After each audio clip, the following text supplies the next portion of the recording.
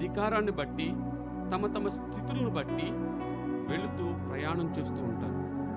నిజానికి మొట్టమొదటిగా మన ప్రవర్తన అనేది ఎలా ఉంది, మన యాటిట్యూడ్ ఎలా ఉంది, మనం ఎలాగ ప్రత్యుత్తరం ఇవ్వగలుగుతున్నాము, ఎలాగ మనము దేవునికి ఇష్టమైన పరిస్థితుల మధ్యన నిలబడి ఆయనకు ఎలాగ మన హృదయాన్ని అర్పించి దాని ప్రకారం జీవించగలుగుతున్నాము అనే దాన్ని చూస్తే గనక, మనం ప్రభు సన్నిధిలో దాన్ని కంపేర్ చేసుకుని చూసుకుంటే గనక చాలా వ్యత్యాసాలు మనకు కనపడతాయి.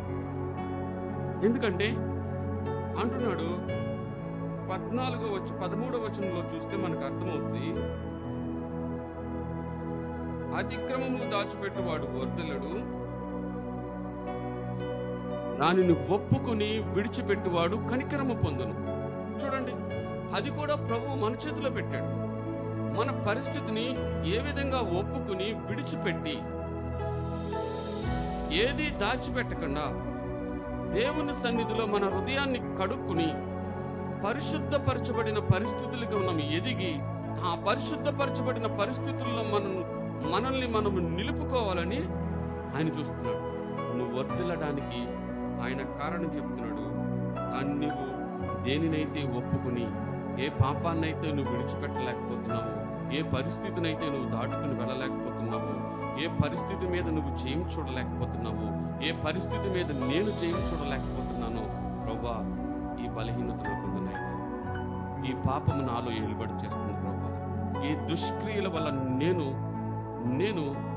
నీకు తగిన విధంగా నడుచుకోలేకపోయాను ప్రభువా అని మన హృదయం అంతటితో, మన హృదయపూర్వకంగా మనము ఆయన సన్నిధిలోనికి వెళ్ళి ప్రార్థించగలిగితే ఆయన మనకు జయమిస్తాడు. చూడండి, చిన్నవారు మొదలుకొని పెద్దవారు వరకు అందరిలోనూ తమ తమ రీతులలోనూ తమ తమ పరిస్థితుల మధ్యన ఆయా విధానాలలో వారి హృదయ తలంపుల మధ్యన పాపం నిలిచిపోయిన సందర్భంలో అంటున్నాడు, నీ హృదయంలో ఏది దాచుకో అంటున్నాడు. నీ హృదయంలో ఏది దాచుకోకు. నీ హృదయంలో నాకంటే ఎక్కువగా దేన్ని నువ్వు పెట్టుకోకు. నీ హృదయంలో నాకంటే ఎక్కువగా దేన్ని ఆరాధన చేయకు. చూడండి, ఎంతమంది యవ్వన కాలంలోకి వచ్చిన పిల్లలు దేవుణ్ణి ఆరాధించడం విడిచిపెట్టి ఈ లోక ఆరాధన చేస్తున్నారు. దేవుణ్ణి పెట్టుకోవలసిన హృదయంలో బలాజ్యులుగా ఎదగాల్సిన పరిస్థితుల మధ్యన ఆ బలాజ్యతను, ఆ కృపను, ఆయన శక్తిని పొందుకోవలసిన, ఆయన ధన్యతను పొందుకోవలసిన సమయంలో దేనిని వెంబడిస్తున్నారు? లోకాన్ని వెంబడిస్తున్నారు. లోకపు ప్రేమలు కావాలి, లోకపు ఆశలు నెరవేర్చబడాలి. కనీసం తమ తమ జీవితాలలో ఇంకనూ కనీసం మొదటి డిగ్రీ కూడా పట్టుకోలేని పరిస్థితుల మధ్యన ఈరోజు యువత ఎలా ఉంది? మొదటి డిగ్రీ కూడా పట్టుకోలేని పరిస్థితుల మధ్యన ఈరోజు ప్రజలు ఎలా ఉన్నారు? ఈరోజు యవనస్తులు ఎలా ఉన్నారు? తమదేమిటో వెతుక్కుంటున్నారు, తమకు ఏమి కావాలో వెళుతున్నారు. కానీ వాక్యం ఏం చెప్తుంది? 14వ వచనం మనం చూస్తే గనక 14వ వచనం, నిత్యము భయం కలిగి ప్రవర్తించేవాడు ధన్యుడు, హృదయమును కఠిన పరుచుకునేవాడు కీడిలో.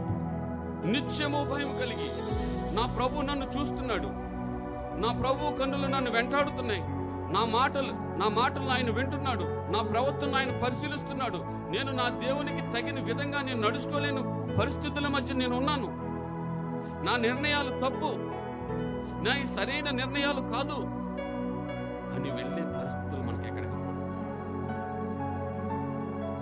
ఆలోచించేయండి. దేవునికి దాచిపెట్టి, దేవునికి మరుగు చేసి, దేవునిని కప్పి నువ్వు వాట్సాప్లో దాయగలవా? ఆలోచించేయండి. నీ మెసేజ్లో దాయగలవా? నువ్వు ఇన్స్టాగ్రామ్లో దాయగలవా? నీ హృదయంలో దాయగలవా?